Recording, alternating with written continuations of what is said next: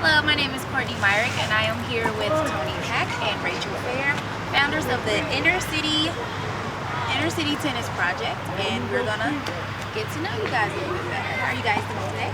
Happy to be here. Alrighty. So, what is the Inner City Tennis Project? It is an organization that Tony and I founded first as employees of the Cincinnati Recreation Commission, and then we wanted to expand that program, and the only way to do that was to make a separate organization. And our goal was to provide free and or low-cost tennis instruction for inner city kids who could not afford to go out to private clubs. And it's always been our aim to make professional tennis instruction available to kids who normally would not be a part of the professional club atmosphere. We've always had kids in the community, even in the recreation centers, who really enjoyed the game of tennis, but after 2 or 3 seasons, we found as they were going back to their respective schools, they were dropping tennis because they couldn't keep up with the kids who were playing out of the club on a year-round basis.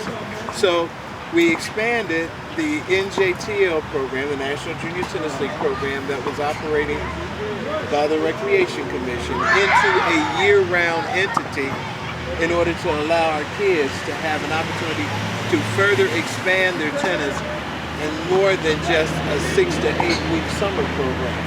That they too would have an opportunity to play year-round tennis. Even though they weren't out at the club, we started by putting a tennis court over the gym floor. Our first gym floor was at Hirsch Recreation Center. We put tape there, a couple of knee pads, a tape layer, and voila, we have a tennis court. And then from there, when Rachel and I were both transferred to the West End and Over the Rhine, we did the similar scenario at Over the Rhine Recreation Center.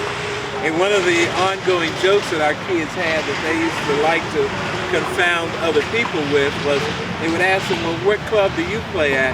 And they'd say, well, we play at Over the Rhine Indoor. And they would want to know, where is Over the Rhine Indoor? And they say, it's on Green and Republic. So that was a kind of an ongoing inside joke among the kids, that their first indoor experience was at Over the Rhine Indoor. And what year did you all get that going? Well, we started, I guess, in 1986, with our 2 kids, his daughter and my 2 nephews. And we ended that year with 9. And then the next year, I think we had 30-odd. They brought their friends. And the year after that, we looked around and we had, 60 kids. So it kind of started itself. And that made us aware of the fact that, again, we needed to become more professional, if you would, because our knowledge had kind of run out.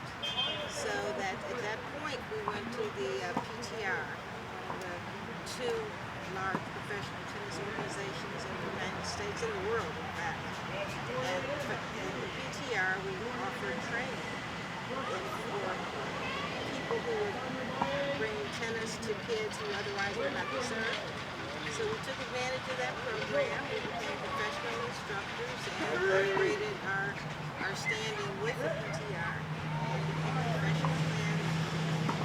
And I think in 1991 we became the 501c3. And we've just been going from that point on. So from 86 to now. So, Right. And one of the joys that we've had in doing this, and I think I can speak for both of us, is we've had the luxury of being able to meld an avocation that we just thoroughly enjoy in with our regular work schedule.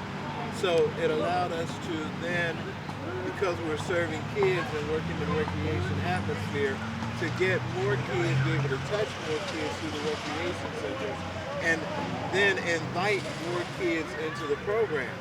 So when we first started, we were doing, as I said, a small program at the courts in North Avondale.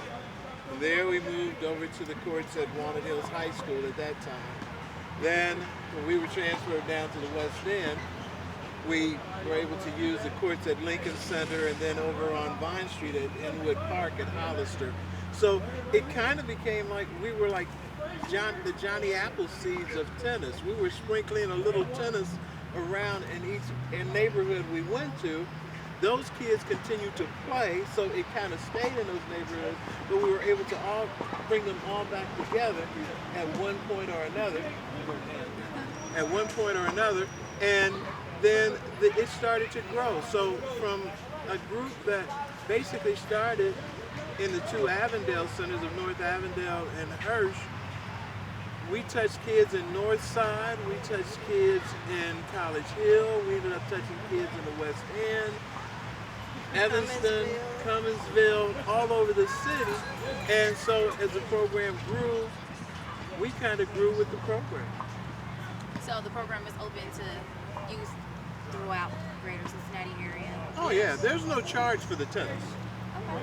There is no charge for the tennis. We do a couple of different venues here for kids who need custodial care, and their parents pay a nominal fee for kids to be here from 7:30 in the morning to the 6 in the evening when they get off work. But the tennis itself is free of charge, and we have ongoing classes during the summer from 9 to 12, and then again from 1 to 3, where we have free tennis lessons for anyone who wants to come and participate. And as far as the youth, are there age requirements or anything? We take them from 6 years up through high school.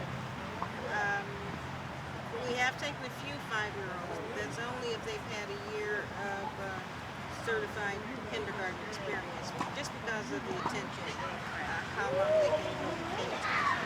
But we go up through high school, and we've had high school tennis players. Walnut Hills is the only city school that has tennis at this time.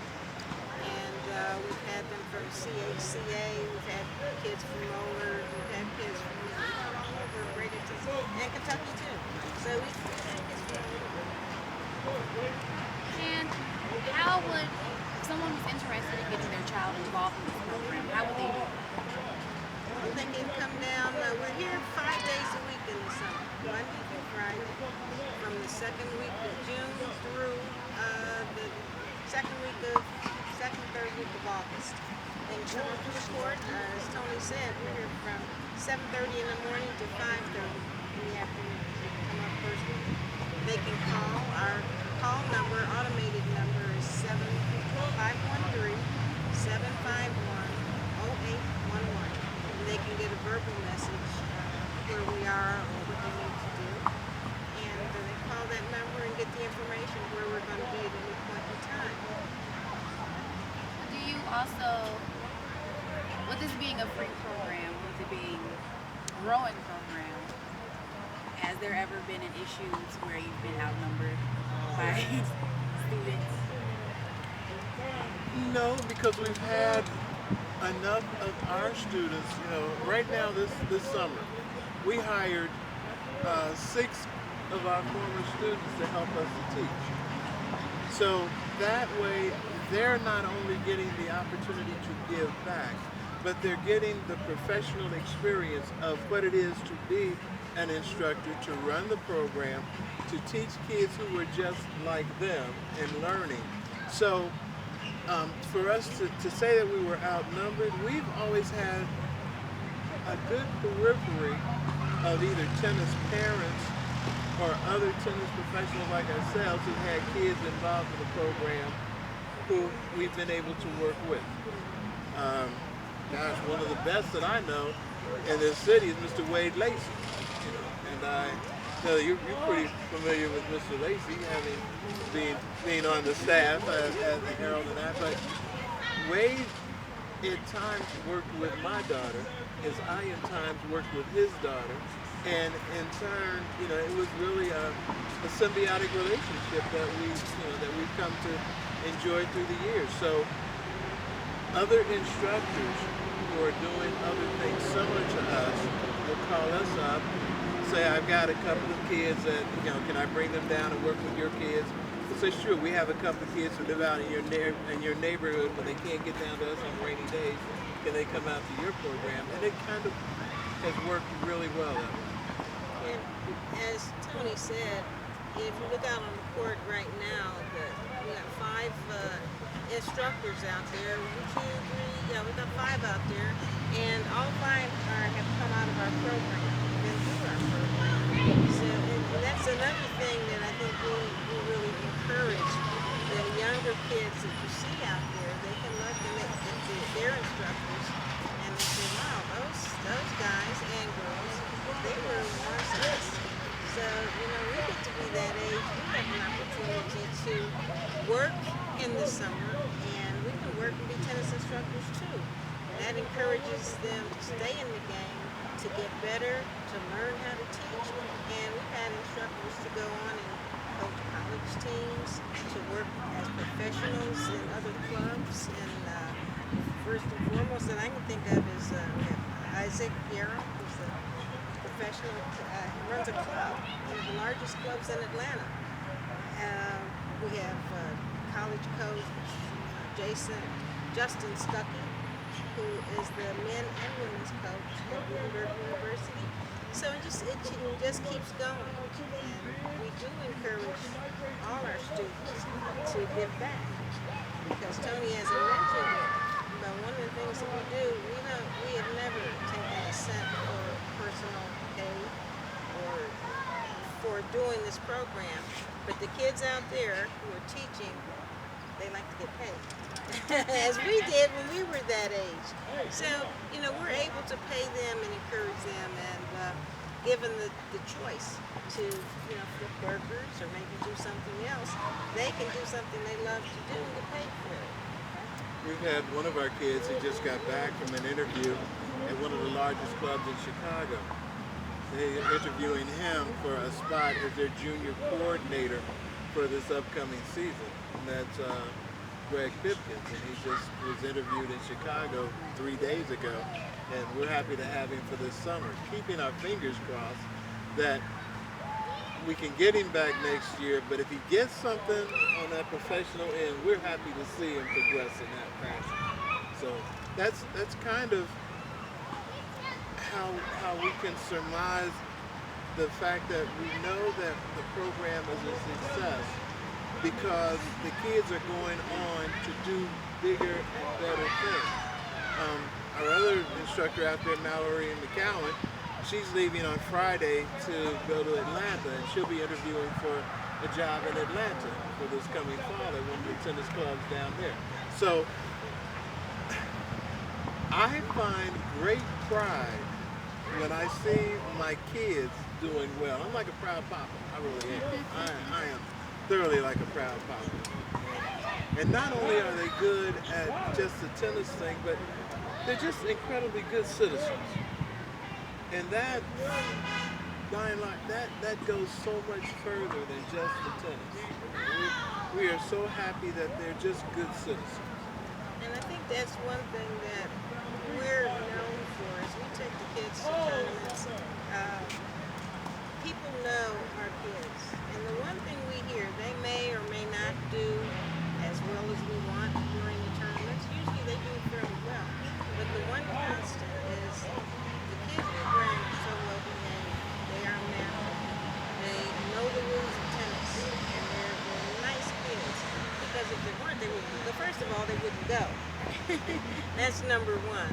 But we really emphasize citizenship, respect for each other. Because some programs, they respect the staff, respect everybody, respect the kids who are here learning with you, and give back.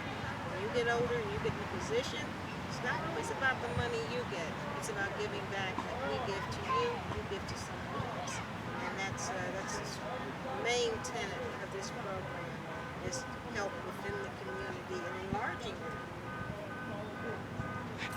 Now you've mentioned you've worked in Evanston and everything like that. Now is this program primarily geared toward diverse group that have come through the program. It is geared toward kids learning to play tennis as a work entity. African American, well, because both of us are, yeah, the majority of our kids, yeah, they are. But is it limited to that? No, of course not. I just had a conversation with one of our former kids, Nick Brody, who traveled with us, went all over the country playing tennis with us, and he and his brother Paul, his cousins Andy and Maria, a number of other kids, as I said. We've had inklings and sprinklings of the program as far out as Mount Airy and that with some of our first kids. No, it isn't an African American tennis program. It's a tennis program that includes African Americans, Asian Americans, Hispanic Americans, American Americans. That's all I can say about it. And it's for kids who, I think, the kids who could not otherwise afford, most of them, who could not afford to take their private lessons or go to the clubs. And the strange thing that happened is we spent, almost 18 years out at Colonial Racket Club. Fortunately, Colonial closed. But during that time, people would watch our program, and they started bringing kids who could afford to pay anywhere. And they wanted them to be in our program because they appreciated the things that we were doing, not just the tennis, because our tennis was comparable to whatever they were getting at the club. But what they really wanted, they saw the other things that we were doing for our kids, talking about citizenship and other things that were going on in the world. And quite a few parents who could afford to send their kids to the Harpers and the Colonials and Queen Cities, etc., they wanted their children to have a wider variety of kids to play with. So I'd say 90% of them wouldn't be able to, but a good 10%, 15% could afford to go anywhere they wanted to. But they choose to come to us because they like the other things that we're doing as well as the teaching. And my final question, sorry about that. My final question is, you mentioned Mount Airy, you mentioned College Hill, but yet we're here at the Santaville Triangle Tennis Courts. Like, why this tennis court? Because it's on the bus line. And when you got kids who live in Avondale, downtown West End, Evanston, Cummingsville, a lot of times their parents can't drop them off. They don't have the luxury of being able to do that. So we tried to keep the program pretty much located centrally in the city on a bus line. And this one is the 43, goes up and down Reading Road. The 46 goes to Avondale and downtown through St. Bernard, so on and so forth. The 17 over by Hughes Corner. They get off at Hughes Corner, they can walk down. The importance of kids being able to get to the sites that's just as important as the site being there. Because if the kids can't get there, or if they're constantly relying on other ways and means of transportation, then we soon lose them.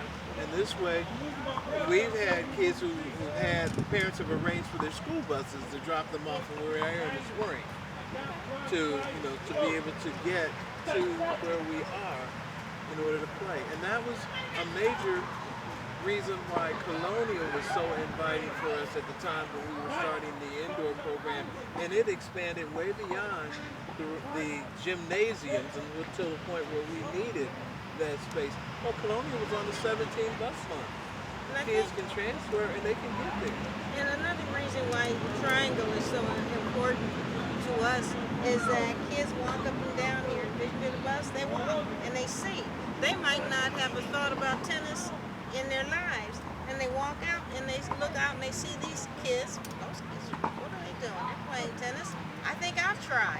And they come on up. What are you guys doing? Can we play? Sure, you can play. So they see, and that plants a seed. And this is a perfect location because there's always kids walking up and down the street, and we are very glad to have them. Come on in, send the paperwork home, just come on back. And these courts are located right in the heart of the city. Mount Auburn's there, Corryville is there, Avondale is